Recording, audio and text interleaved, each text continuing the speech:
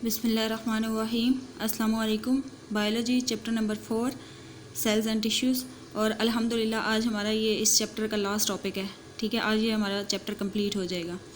ठीक है, last time हमने एनिमल टिश्यूज़ की बात की थी, आज हम बात करते हैं प्लांट टिश्यूज़ की।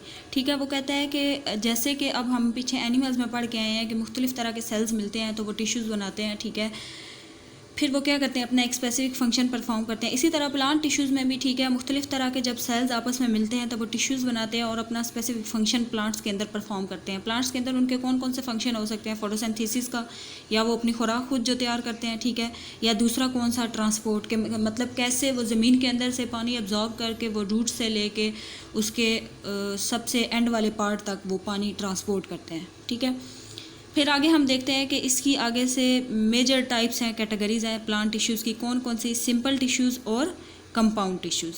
ठीक है, ये प्लांट टिश्यूज़ की दो टाइप्स हैं, सिंपल टिश्यू और कंपाउंड टिश्यू। ठीक है, पहले हम देखते हैं कि सिंपल टिश्यूज़ क्या होते हैं। ठीक है, वो कहता है कि वो वाले टिश्यूज़, ठीक है, जो सिर्फ एक ही सेल के टाइप से मिल के बने हुए हों।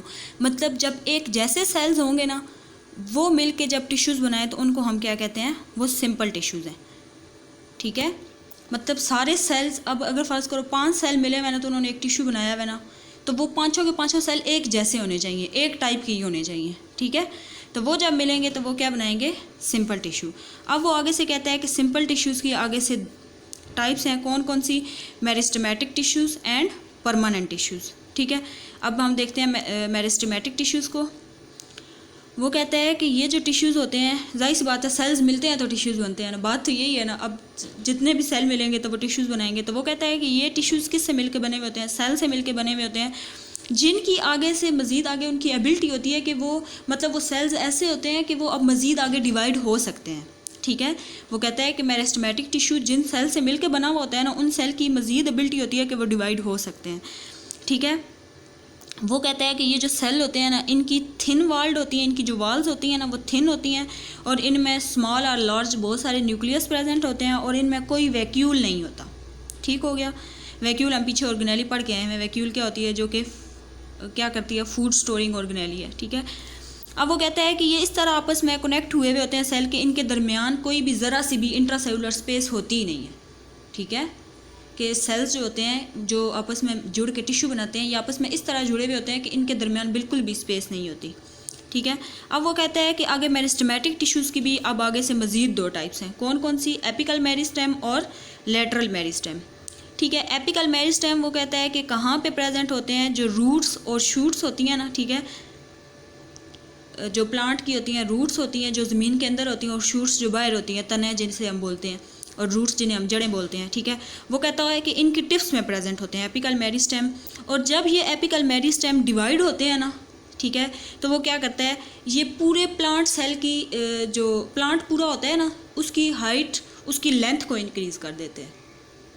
ठीक है, वो कहता है कि जब एपिकल मेरिस्टेम डिवाइड होते हैं ना, ठीक है, तो ये क्या डिवाइड होने की वजह से क्या होता है कि जो प्लांट है ना, इसकी लेंथ बढ़ जाती है, जिसको हम क्या कहते हैं, प्राइमरी ग्रोथ। ठीक है, नेक्स्ट है जी लेटरल मेरिस्टेम।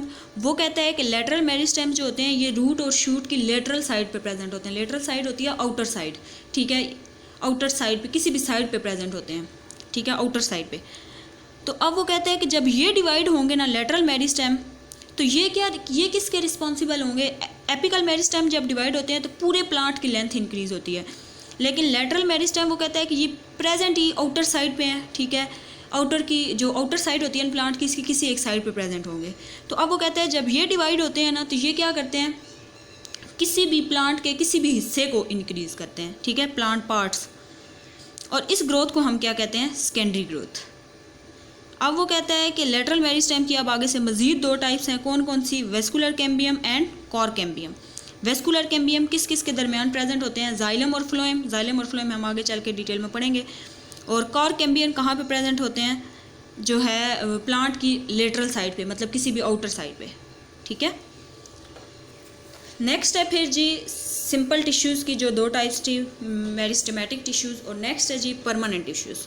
ठीक है, अब ये देखो आज वाला हमारा टॉपिक ऐसे है कि मतलब अगर प्लांट टिश्यू की हम बात कर रहे हैं ना, तो प्लांट टिश्यू के आगे से दो टाइप्स हैं, सिंपल टिश्यू और कंपाउंड टिश्यू। फिर सिंपल टिश्यूज़ की आगे से दो टाइप्स हैं, मेरिस्टेमेटिक टिश्यू और परमानेंट टिश्यू। मेरिस्टेमेटिक की भी फिर आगे से 2 टाइप्स हैं, एपिकल मेरिस्टेम और लेटरल मेरिस्टेम, ठीक है। इसी तरह फिर नेक्स्ट जो इसका बी पार्ट था, बी जो टाइप थी परमानेंट टिश्यू, इसकी भी आगे से मज़ीद टाइप्स हैं, वो हम देखते हैं आगे कौन कौन सी हैं। अब वो कहता है कि जो परमानेंट टिश्यू होते हैं ना, ये कहाँ से निकले हुए हैं, मेरिस्टेमेटिक टिश्यू से, ठीक है। और ये जो सेल्स होते हैं ना, ये अब मज़ीद इनकी एबिलिटी नहीं होती, ये मज़ीद अब डिवाइड नहीं होते, ठीक है। अब वो इनकी आगे से मज़ीद जो टाइप्स हैं वो हम देखते हैं कौन कौन सी हैं। एपिडर्मल टिश्यू, वो कहता है कि एपिडर्मल टिश्यू जो होते हैं ना, सेल्स की एक सिंगल लेयर से मिलके बने हुए होते हैं, ठीक है। और ये कवर करते हैं प्लांट की बॉडी को, ठीक है, प्लांट की बॉडी को कवर करते हैं और ये सिंगल लेयर ऑफ सेल पे मुश्तमिल होते हैं। यानी कि अब प्लांट की बॉडी को कवर करते हैं तो इसका यही मतलब है कि ये आउटर साइड पे प्रेजेंट होंगे एपिडर्मल टिश्यूज़, ठीक है। अब वो कहता है कि ये बैरियर के तौर पे, एक रुकावट के तौर पे काम करते हैं बिटवीन, अब जाहिर सी बात है आउटर साइड पे एपिडर्मल टिश्यू प्रेजेंट है ना, जो प्लांट की आउटर साइड होती है, ठीक है, वहाँ पे प्रेजेंट होंगे तो तभी रुकावट के तौर पे, बैरियर के तौर पे काम करेंगे जो सेल प्लांट का जो इंटरनल पार्ट होगा और इन्वायरमेंट के दरमियान, ठीक हो गया।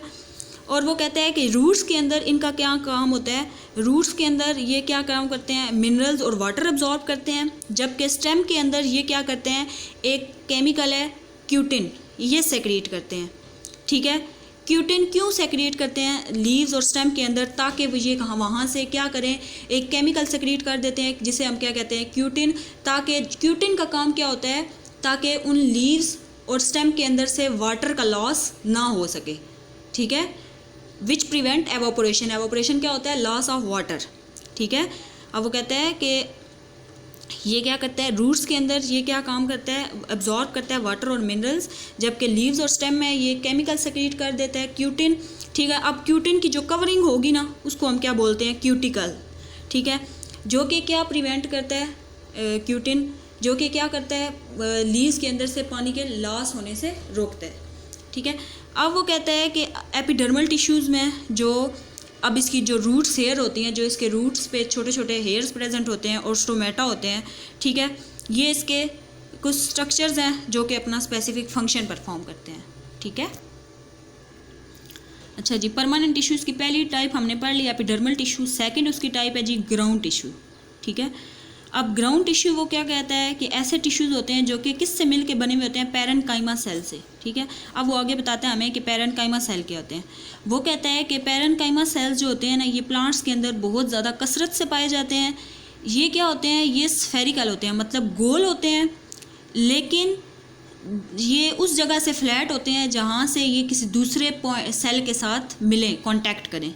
ये ऐसे, ये देखो ज़रा, ये अब पैरेन्काइमा सेल है। वो कहता है ये स्फेरिकल होते हैं मोस्टली, ये गोल होते हैं, ठीक है। ये देखो अब गोल ही है ना, लेकिन वो कहता है कि ये देखो साइडों से क्या होते हैं, ये फ्लैट होते हैं, जहाँ से अब यहाँ भी ये साइड है इसकी, ये किसी दूसरे सेल के साथ मिलेगा, ये इसका पॉइंट ऑफ कॉन्टैक्ट है ना, यहाँ से वो ये कहता है ये क्या होते हैं, फ्लैट होते हैं। फिर वो क्या कहता है कि इनकी, अब आगे देखो हमने यहाँ पे तो सेल वाल्स का हमने पढ़ा है ना, जो अभी हमारा इस चैप्टर में जो हमने पढ़ा है सेल वाल्स, ठीक है, कि सेल की जो आउटर कवरिंग होती है इसे हम सेल वाल कहते हैं। मज़ीद आप लोग ये FSC में डिटेल में चैप्टर है, वहाँ पे होता है कि सेल वाल्स को अब मज़ीद आगे से 2 टाइप्स होती हैं, प्राइमरी सेल वाल और सेकेंडरी सेल वाल, ठीक है। तो अब वो कहता है कि इनकी जो प्राइमरी मतलब प्राइमरी और सेकेंडरी, ठीक है, इसको आप यूँ कह लो कि सेल वाल्स के आगे से 2 लेयर्स होती हैं, एक इनर लेयर होती है और एक आउटर लेयर होती है, ठीक है, जिनको हम प्राइमरी और सेकेंडरी का नाम दे देते हैं, ठीक है। अब वो कहता है कि इनकी जो प्राइमरी सेल वाल्स होती हैं ना, वो थिन होती हैं, ठीक है, और क्या होता है, और इनके अंदर लार्ज वैक्यूल होता है, जो कि क्या, जिसने क्या, वैक्यूल का काम क्या होता है, फूड स्टोरिंग ऑर्गेनेली है ना, ठीक है। वो कहता है कि इनकी जो प्राइमरी सेल वाल्स होती हैं ये थिन होती हैं, ठीक है, पतली होती हैं, और क्या होती हैं कि इनके अंदर लार्ज वैक्यूल होता है जो क्या करता है, फूड स्टोर करता है। जबकि लीव्स के अंदर ये क्या काम करते हैं, इनको हम मीज़ोफिल्स कहते हैं, और लीव्स के अंदर इनका काम क्या होता है, फोटोसिंथेसिस का प्रोसेस करते हैं, ये खुराक तैयार करते हैं, ठीक है। और जबकि दूसरे पार्ट्स के अंदर, मुख्तलिफ पार्ट्स के अंदर इनका काम क्या होता है, मतलब इनका काम अलग अलग है, ठीक है। लीव्स के अंदर इनको हम मीज़ोफिल कहते हैं और वहाँ पे इनका काम होता है फोटोसिंथेसिस का, ठीक है। और जबकि दूसरे मुख्तलिफ हिस्सों के अंदर इनका काम क्या होता है, रिस्पायरेशन, या फिर प्रोटीन सिंथेसिस, या फिर ये प्रोटीन बनाते हैं, ठीक है, मतलब खुराक बनाते हैं और सिंपल अल्फाज में। या फिर क्या होता है रिस्पायरेशन। रिस्पायरेशन कब क्या होता है कि जो सेल्स होते हैं ये कार्बन हाइड्रोजन के बॉन्ड को ब्रेक करते हैं, हम पीछे भी पढ़ के आए हैं, कार्बन हाइड्रोजन के बॉन्ड को ब्रेक करते हैं, ठीक है, और क्या करते हैं, एनर्जी प्रोवाइड करते हैं in the form of ATP, adenosine triphosphate. अब नेक्स्ट जो है उसकी थर्ड टाइप वो है स्पोर टिश्यूज़।